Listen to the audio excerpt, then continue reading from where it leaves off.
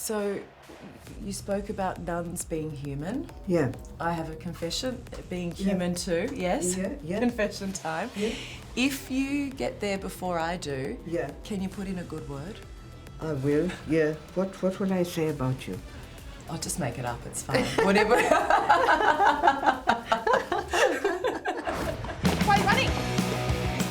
Who are you? What's got to do with you? 4 months ago, alright? Until they clean up And their this time yard, fair the comes. rats won't go We away. don't know it. Is this all hocus pocus? Can you say, abracadabra, here's your pay?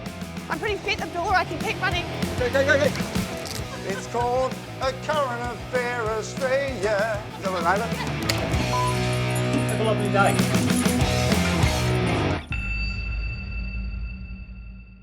Hello, I'm Steve Marshall. Hello, Steve Marshall. I'm Lizzie Pearl. Welcome to another episode of... That's ACA. Yeah. This is where we take you behind the scenes, the making of a current affair. And today we've got a special bonus episode. Yeah, love a bonus episode.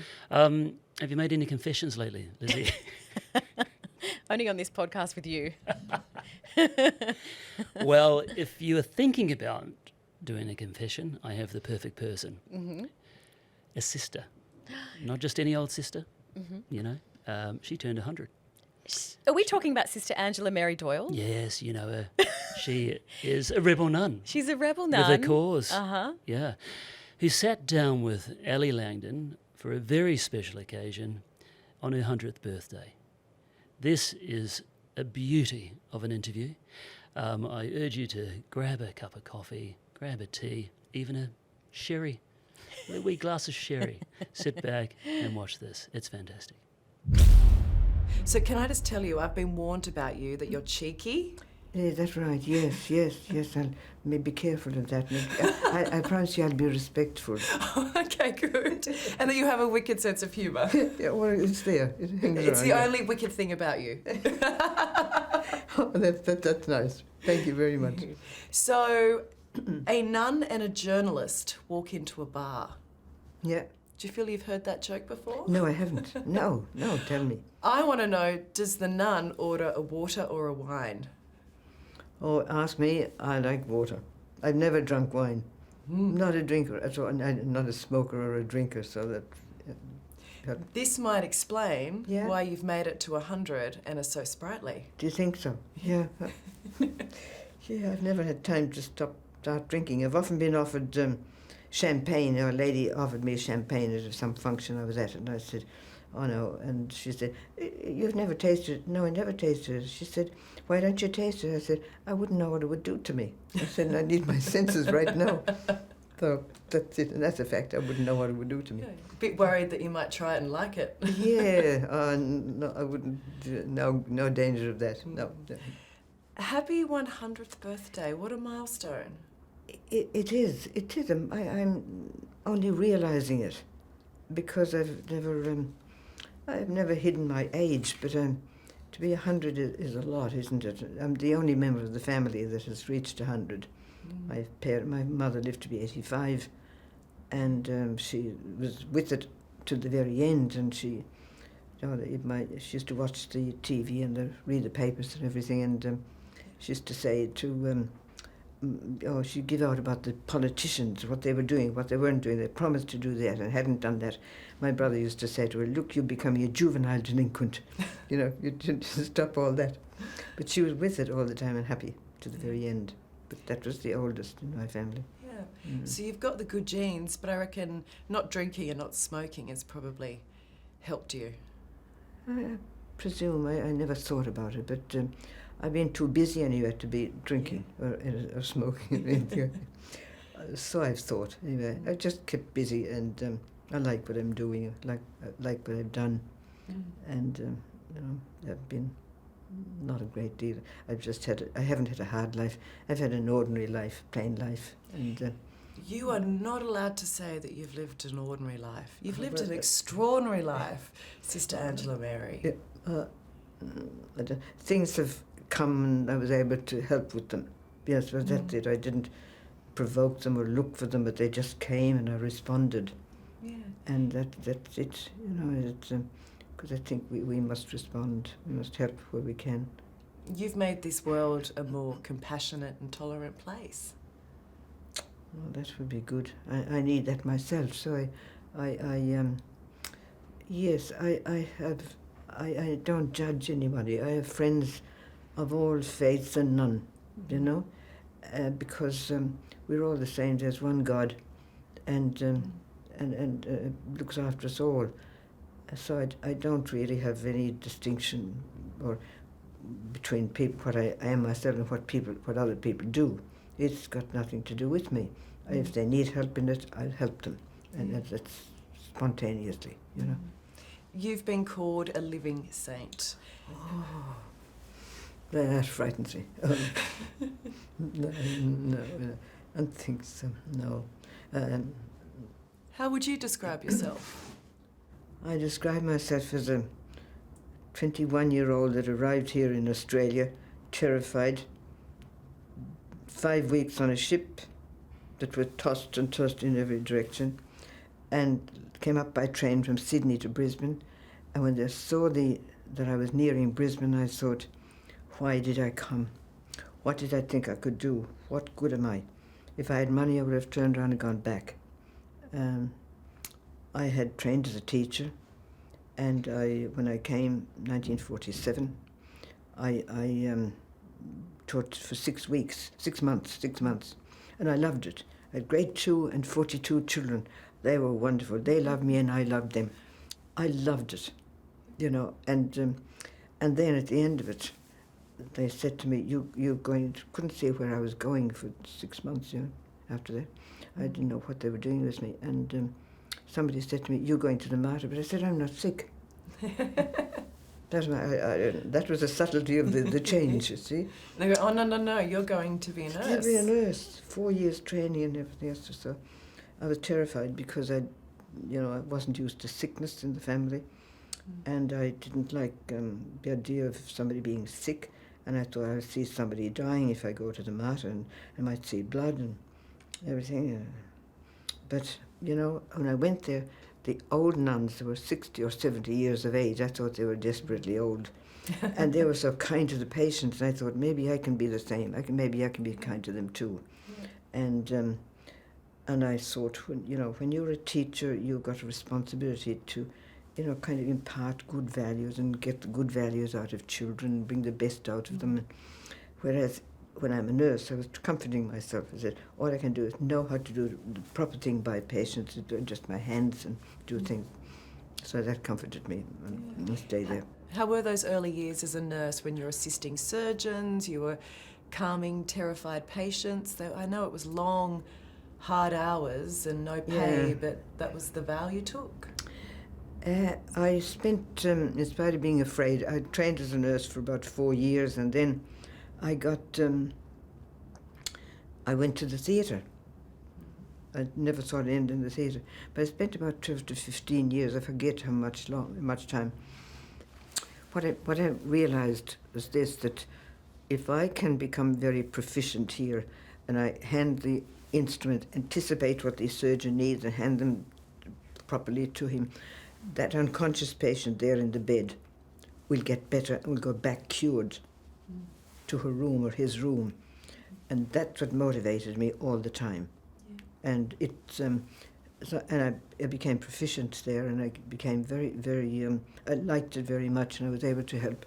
And we'd work the patient at the door, and we'd say, good morning, Mr. So-and, Mr. So-and-so, you're coming here, this was what we did, you're coming here to have your gallbladder removed or something like that. We're all ready for you, we know what to do, and we look after you, and you'll get back to bed. That was what we did at the door. And it was informal, but they knew that we told them what we were doing, so that they would know it.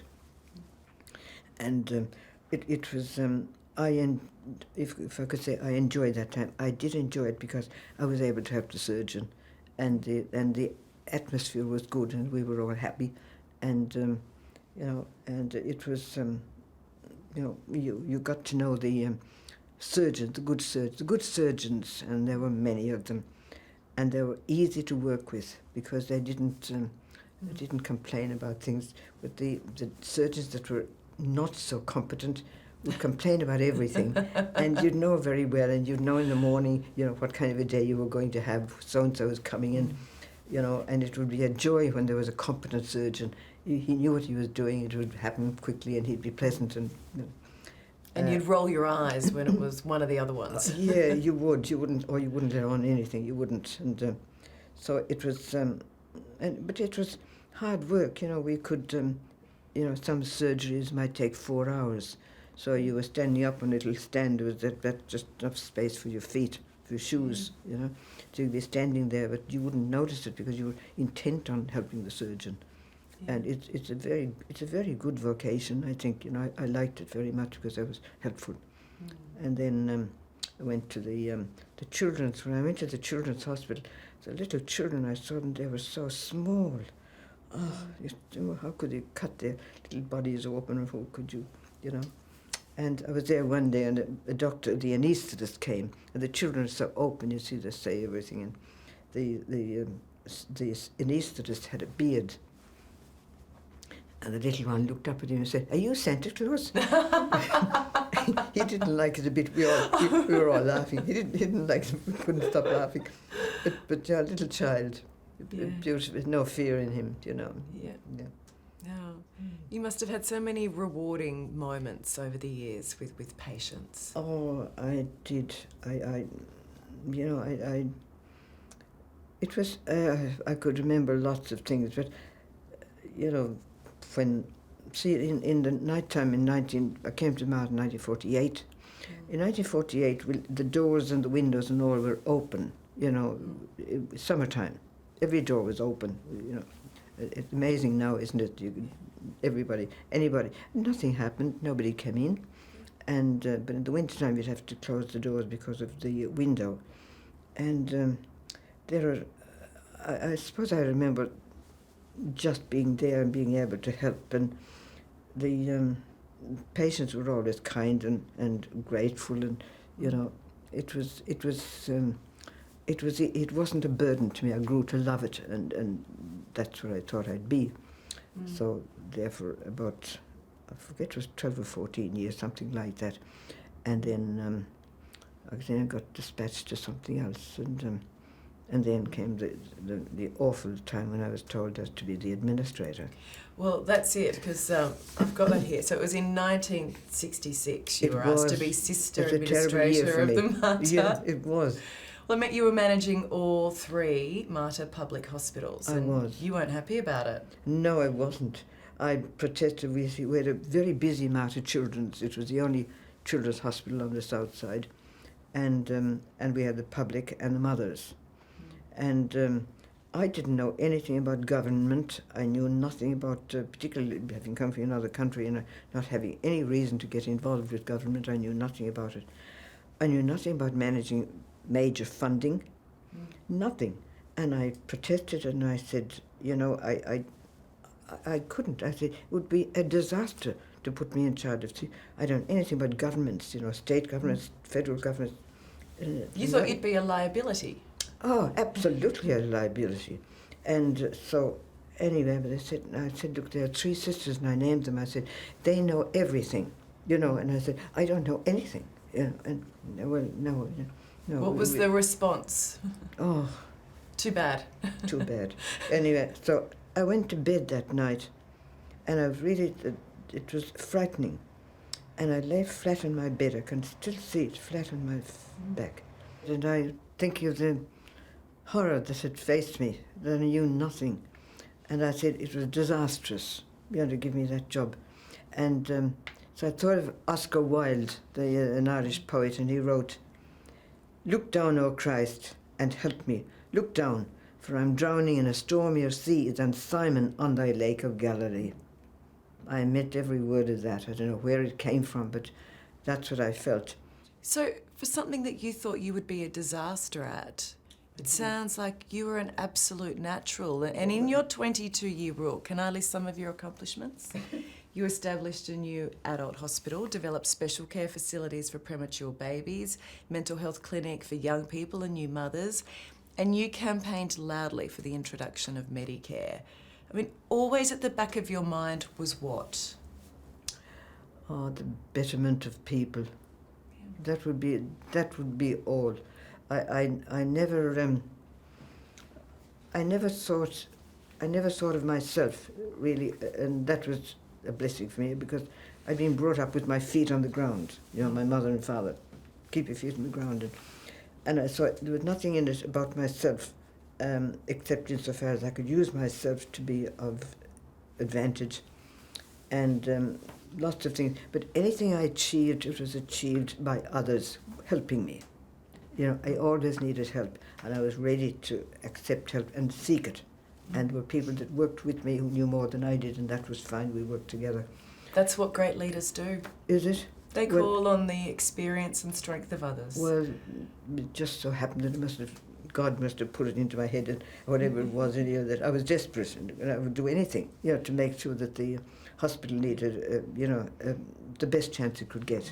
You showed your humanity during the AIDS epidemic in the 80s, and the then Premier, Joe Bjelke-Petersen, he saw HIV and AIDS as a punishment from God and said patients shouldn't be treated.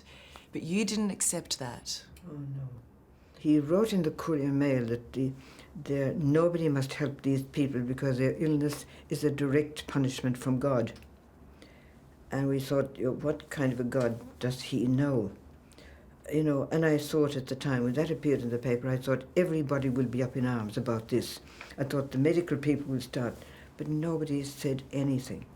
It was very heartbreaking, but there was an atmosphere was created in the community at large, that there were people, that these people were people to be avoided. That, you know, we mustn't touch their clothes in the bus. We might get it from them, from anyone who would know who has it. There was a lot of fear. Fear and hate, dislike, and don't touch them, don't let them come near us. And how did you feel about that fear? I thought it was awful. I thought it was terrible. I didn't understand much about the AIDS virus, but I spoke to the man that was heading it at the time, the group that I was working with, and that was Bill Rutkin. He lives in Toowoomba, still there, good man. And I asked him, would you tell me all about it, and about the lifestyle of people who have AIDS and all. He told me all about it. Once I knew it, I was fine. You know, I was free then, I could understand it. And I said, yeah, I'll be in it. And the Sisters of Mercy and the Martyr said, we will help. But we didn't make a public pronouncement about it because the Premier of the day, Joe Bjelke-Petersen, could have harmed our 3 public hospitals. We were doing public hospitals and we needed financial help because we were doing the same work as state hospitals were doing, and they would have to take over. But we didn't want to lose them. So all your funding was coming from the state government. A lot of it. A lot of it. Yeah. Yeah. Yeah. It's sufficient to have crippled us if it was taken. So what about that vow of obedience? My vow of obedience came to the fore in the best. I did everything I could, because that's what Jesus would have done. Do you know? He never walked past anyone in trouble without stopping to help, even without being asked. Anyway, I got involved, and we had there were very difficult moments, and there was a time when the federal government offered $100,000 to each state and territory to help these men, because it was well known that nobody would touch them, and each state and territory accepted it, except for Queensland. Queensland, Joe Bjelke-Petersen said, no, these men are illness is a direct punishment from God and we mustn't help them. And so we didn't know anything about that money, and like one day I got a call to say that 2 public servants from the federal government wanted to see me. That frightened me because we were keeping as low key and as quiet as we could, and I said to Bill Rutkin, they never heard of me. He said, they seem to have heard of you. And anyway, I saw them, and they offered me $100,000. To help the AIDS, HIV to help patients. the AIDS people. I didn't know where the $100,000 came from, but of course it was the one that Joe had rejected. Taking. So you then funnel that federal government money secretly through the Martyr to help AIDS patients. Yes, I said, without the state knowing. I mean, that was risky. It was risky. What I said to them that day, look, I said, I can't take that decision by myself. I must take that to the board. I was on the board. And I said to them, took it to the board, and there were two legal people there, and I sort of wonder what will happen. I was hoping they would agree, and they did. They said, we understand the spirit of it, take the money. Well, I've never had a bank account, never had to do tax returns, so, and I put it into somewhere, hid it in the public hospital money. But I gave quite a big substantial sum of it, half of it maybe, to Bill Rutkin, because he From the AIDS desperately Council. needed for the AIDS Council, and I trusted him completely. I just knew them. And I said at the end of the time, I said, you must give me an accurate account of how you have spent it, because I've got to report back to the federal government. And so, sure enough, at the end of the time, he gave it back to me. But 30% of it was spent on buying condoms. And I said, Bill, How did that sit with the you? federal government is not going to believe that I went down the streets buying condoms. I said, I don't care, not honest. I said, look, would you change that and do something about it? I said, and so he came back in about 2 days, medical needs. I said, that's fine, medical needs. And there was a lot of stuff that went on behind the scenes, but we needed it because we wanted to help them. The men, they had nobody, Without you and the Sisters of Mercy, these men were effectively abandoned. There weren't too many people that were helping them because, and I don't think many people, I think they secretly knew that we were doing something, but we never wanted it made publicly known. But I think you and the other Sisters of Mercy were later described as the most altruistic money launderers. The federal minister for health at the time wrote in one of the companies, the AIDS business newspapers, that the Sisters of Mercy were the most altruistic of money launderers. And that frightened me. I thought, oh, why did he have to say that? Wouldn't have to say, if Joe sees that, he'd know. See, I just see there's a little bit of a theme developing, that you as the rebel nun. There's something like that. But I've kept thinking, I really don't know enough about these men, how I can help them more. I used to meet them at night time. There was a little hovel somewhere down in Stanley Street. Stanley Street was unlit at the time, not a safe place to be. There were 3 hotels. And one man had been murdered just at the corner of Raymond Terrace, one there. And but I used to go down at night, a couple of nights a week, and there'd have been some little hovel. I don't know where it was, but I walked down, and they'd be in 6 or 7 of them would be in a room, and they'd have a dim light. That's how awful it was, the poor things. Dim light, and I'd listen to them, and then what they needed, what it was, and so on. Where could I help?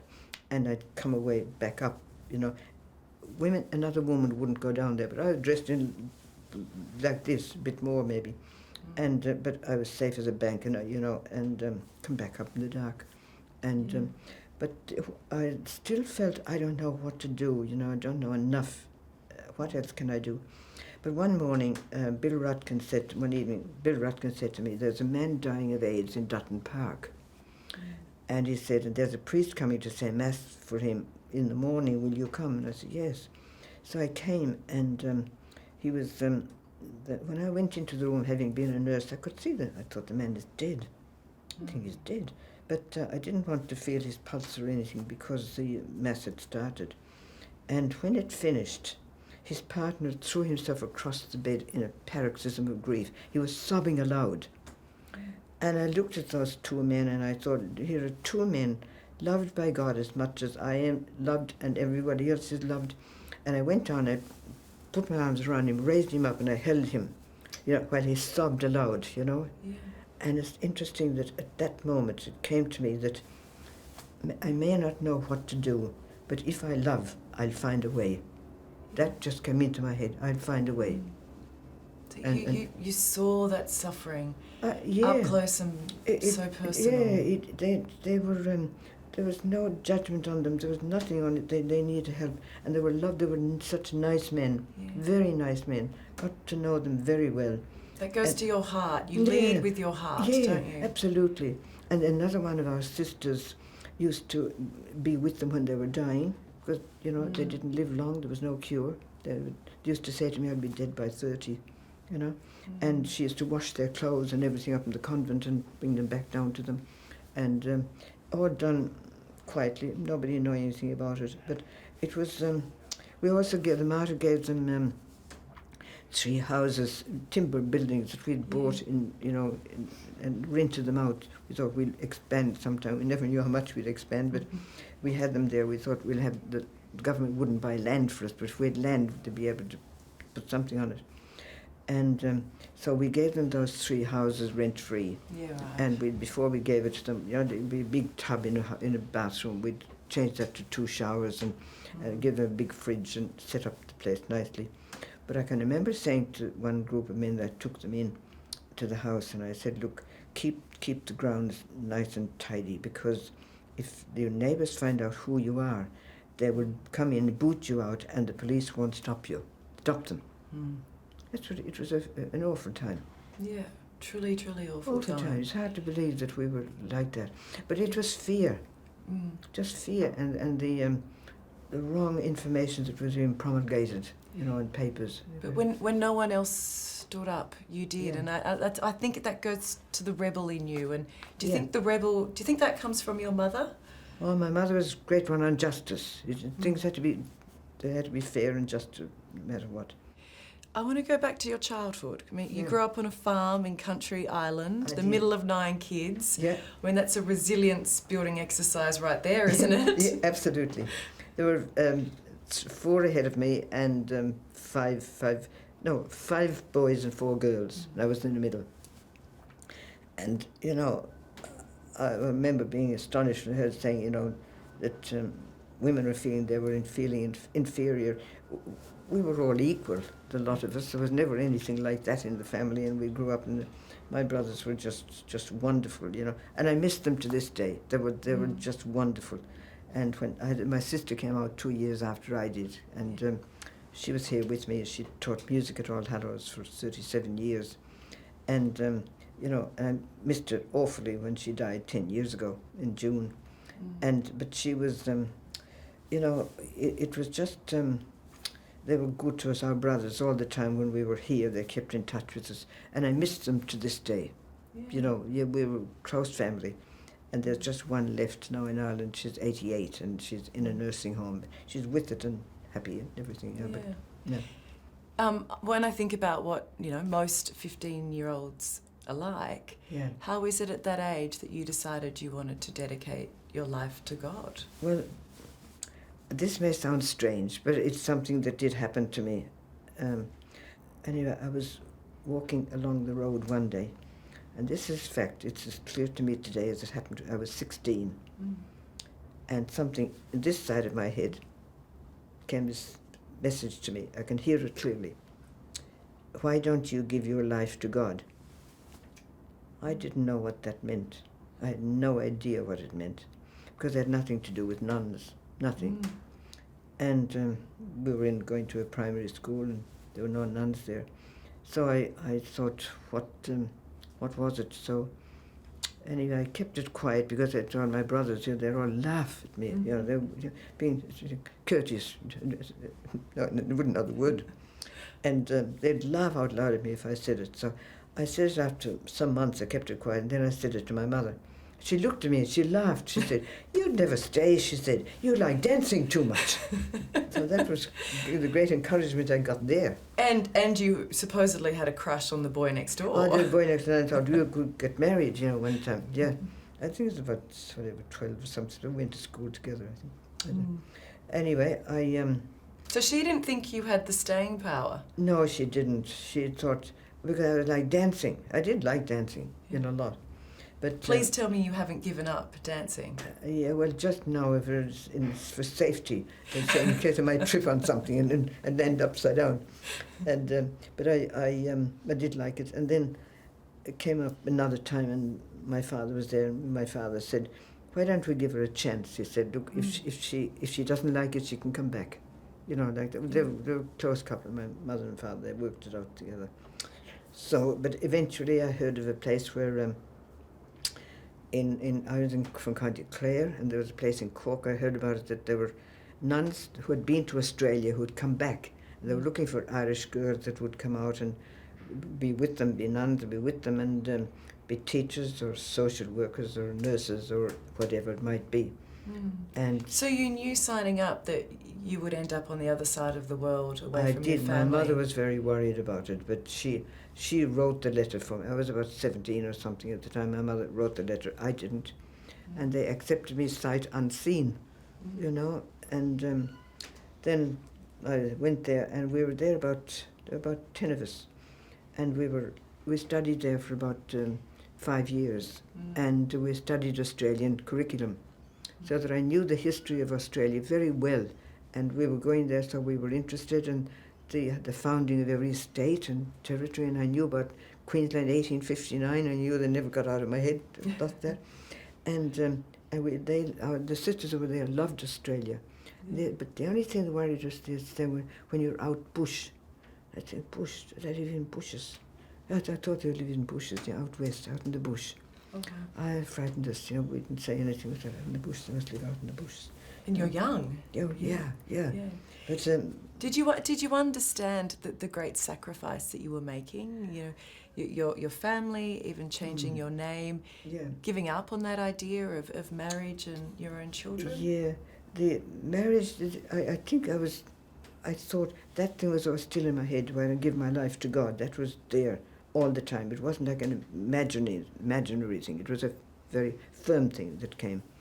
And I had that in my mind. And but my mother was upset that I was going so far away, and we were told we would never come back. So that was hard to say goodbye to a close family. And it was very hard. It was 20 years before I got back, because the sister didn't have any money to send the Irish sisters so far away, but a woman left her a bequest for that purpose. It was a firm decision, and Australia I do love. I've always loved Australia, and Made that decision and never looked back? Never looked back. I will always love Australia, and Australia has been so good to me. I felt so loved and cared for. And so I want to go back then to that point where you're still in Ireland just before you come out to Australia. Yeah. So, you took your vows of poverty, chastity, and obedience. Yeah, that's a hard sell. Yeah, it is. It's a big thing, to say. But it fixes you. You're there. You know what you're doing then. You live a simple life. In 1947, when you said goodbye to your family and headed to Australia, did you think you were ever going to see them again? No, I never thought I would. No, I never thought I'd see them. And that was hard, seeing the last of them in at the railway station it was. And waving them goodbye. Yeah. You then had 5 weeks at sea with some pretty rowdy returning Aussie soldiers. What did you make of them, and what did they make of the nuns in their habits? Oh, yeah, there was one priest there, he wrote, I really have poems that he wrote. He said, we thought they were dreadful, dressed like this, no.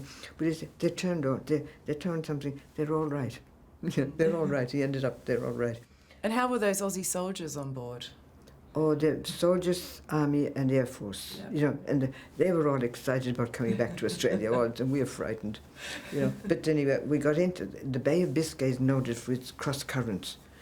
It was terrible, it was awful, and then the more we got into the ocean, there was no balance in the ship, it just went with every way like that. So we were all sick, the wealthy and the poor and the miserable and the rest, we were all vomiting over the edge of the deck into the sea, vomiting into the sea, over the edge. And then you arrive in Brisbane, and there's a moment where you're standing at the hospital looking out over Brisbane thinking, yes. No one knows of my existence. I wasn't upset. It just thought, isn't it extraordinary? I'm here now. Nobody knows I even exist. I wasn't upset about it. I wasn't. It was just a fact. I said, nobody knows I exist, even that I'm here, But I don't know. I felt God was with me always, and and I thought I'd be all right. You rolled up your sleeves and you worked hard. Yeah, we worked tirelessly. Yeah. Oh, we did. We had half a day off every 6 weeks, and I used to put that time in a dish of water, soaking my feet. That was it. Every 6 weeks they half gave a you day half off a every day. 6 weeks. And Can you imagine this generation copying that? and you wouldn't want them to. Oh, you wouldn't want them to. No, you wouldn't. Yeah. And how wonderful that your sister followed you into a did. life of service and to Australia. yeah, she did. She didn't. I didn't invite her because it's too big a step. You know, she came voluntarily, and I think she was the brightest of the family. And you know, when I was in charge of the matter, at least, you know, I felt that at night time I could talk to her and tell her about everything because it would stay with her. But she was very wise. She'd listen, and she'd maybe throw a question in and say, "Do you think you could have done this or could have something like that?" She was very bright, and gentle, you know. And it was I missed her very badly when she died. Yeah. That was 10 years ago. How hard was losing her? It was. And for the first time in my life, I realized when she had died, I don't know what happened to me, but I was with her when she died, and I wanted to be there. But when she had died, I thought, that's not Nuala. If that were Nuala, her eyes would be shining. She'd have hands out for me. And I said, that's not Nuala. And I turned around and I walked out of the room. And then there was a funeral mass, and I was at that, and the coffin was wheeled up. That was not Nuala in that coffin. That coffin had nothing to do with me. It just happened. I didn't try to do that. And then went to the funeral. That was not Nuala being buried. And so for about 6 months, I didn't talk to anyone about it. They probably thought I'd forgotten her. And so I wasn't game, because they'd say, you know, maybe she's in heaven. I don't want her in heaven, I want her here, you know. And eventually I said to a nurse, you know, I said, I think I need help. And she was watching me, and she said, do you need to see a psychologist? I said, I've never seen one, but said maybe I need to see one. And she arranged it for me, and I saw her. And when the door closed behind me, I thought, here's something I can unload everything that I could think of. And I told her, you know, the way I felt, and she said, but the funeral mass must have been comforting. No, I said, no. I said, there were people there I knew. I said, did we nodded to one another? And no, it had nothing to do, you know. And she said, eventually she said, the hard thing, she said, you have never accepted the fact, have you, that Nuala has died? And I thought, is Nuala dead? So it's so... She told me afterwards that there's research has been done in the States to show that when some awful tragedy comes, that your heart speaks to your brain. Soften it. Yeah. But you know, eventually you've got to come back to realise the truth of it. So. I was just another person for 6 months, so that is depression, and I didn't know it. Yeah. I didn't know I was depressed, but I kept silent, you know, I didn't know where Nuala was, I didn't know where God was, nothing, I was just a nothing. And, Well, you've said that nuns are humans too. Yeah. Has your faith in God ever been tested? Well, I didn't know. I don't think I worried about... I didn't know where God was, but, you know, no, I was just inert. If I could just put it like that, I was a nothing for 6 months. After Nuala died? After Nuala died. Yeah. So I That's probably the most you think your faith's ever been tested? I suppose so. But I just, because I didn't know how to pray to God or anything then, but I was just, as I say, I seemed to be inanimate or something like that. That's the best way to describe it. I mean, I wasn't for God or against God or anything, nothing. I don't know. That was...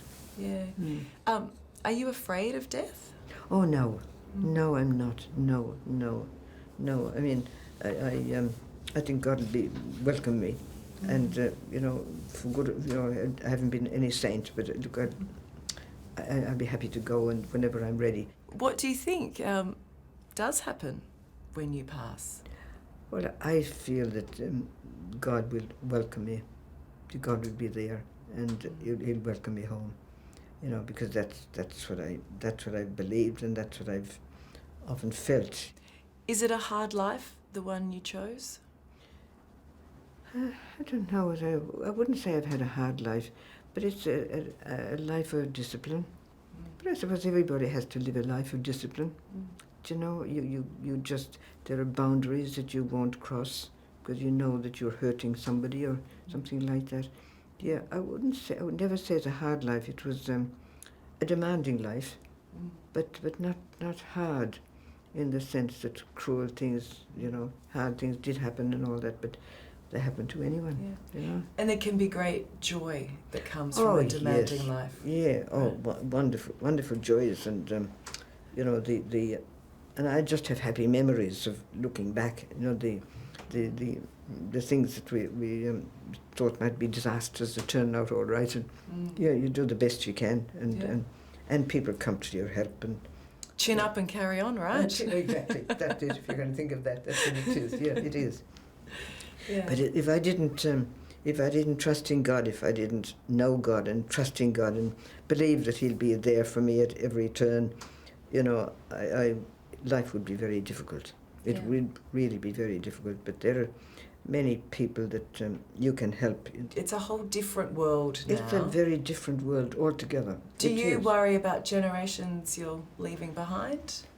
No, I don't worry because, you know, I just hope that people will always arise and put better frontages or ideas in front of them and give them, you know, ideas and give them. And I think the young people today are learning. They're seeing what's happening, and I think the young people today would make the change. They make the difference because they're good. It's like, you know, when we became nuns, nobody else was doing the charitable things that we were doing. But now, you know, everybody is doing it. So it's all right for us to move away and be finished with.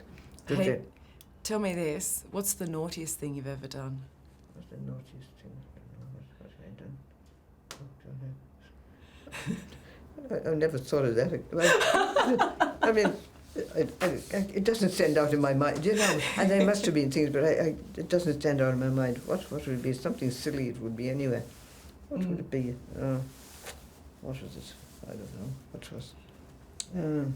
It says everything about you that nothing's springing to mind straight away. It's just that there's a spread of life there that it you know, now I look back on it, I just think of happy things, you know, you know, good things that happened. They weren't easy things, but they were things that had successful outcomes.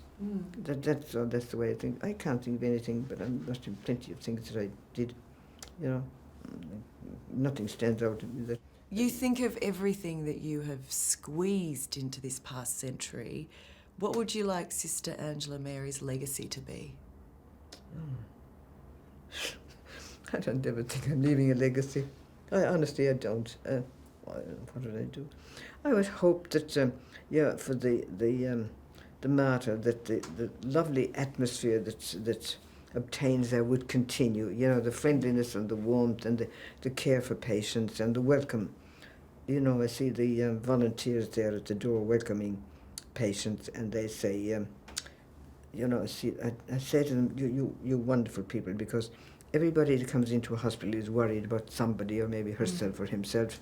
So if you're there saying, you know, I'm here to help, you know, can I help you, you know, something like that with a smile, they say, well, this place is all right. They know what they're doing, you know, and the patient will be looked after and so on. And it makes a big difference to them that there's a smile welcoming them at the door, you know. And also the men from the engineering department, I think that they are wonderful because they keep the place, carpenters and various other people, they keep the whole place running unknown to us. You know, they're just working quietly behind the scenes. You know, they're wonderful people. And I like to meet them. I'm like part of the furniture. So you spoke about nuns being human. Yeah. I have a confession, being human too, yes. Yeah. Confession time. Yeah. If you get there before I do, Yeah. can you put in a good word? I will, yeah. What will I say about you?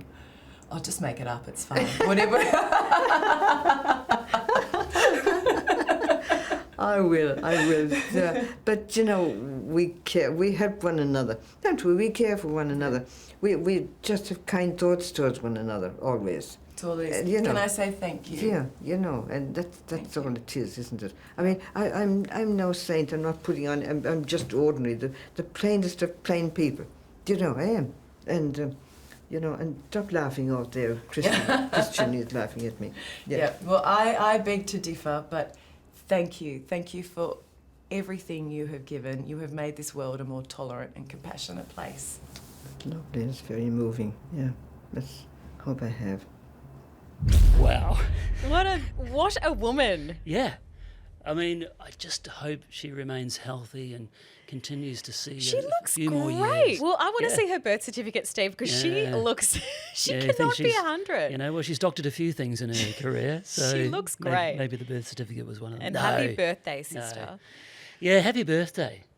What a fantastic interview that was. Mm. Gee, I feel somewhat inadequate. I'm only half your age. You've got plenty of time to catch up. But if you'd like to catch up Yes. on that story, Lovely segue. the whole story that got put together Yeah. off the back of that interview with Ali Langdon, that is on our YouTube channel. So too, All our stories. all of our stories. The whole backlog. We've got. could we've got a entertain yourselves for We've decades. got a bigger backlog than the Beatles. I mean, out there. Probably. Yeah, probably. Probably not worth as much. Catch up on YouTube, ACA, 9 Now. Mm-hmm. You can email us at aca@9.com.au. Send us a question. Send us a question. Hit Lizzie up on her socials. Mine are a bit. I need to dust off the Being cobwebs. a bit neglected, your social media. But you can find us through the ACA socials as well. Get in contact. Mm-hmm. That's why we do what we do. That's what we're here for. Yeah. See you soon.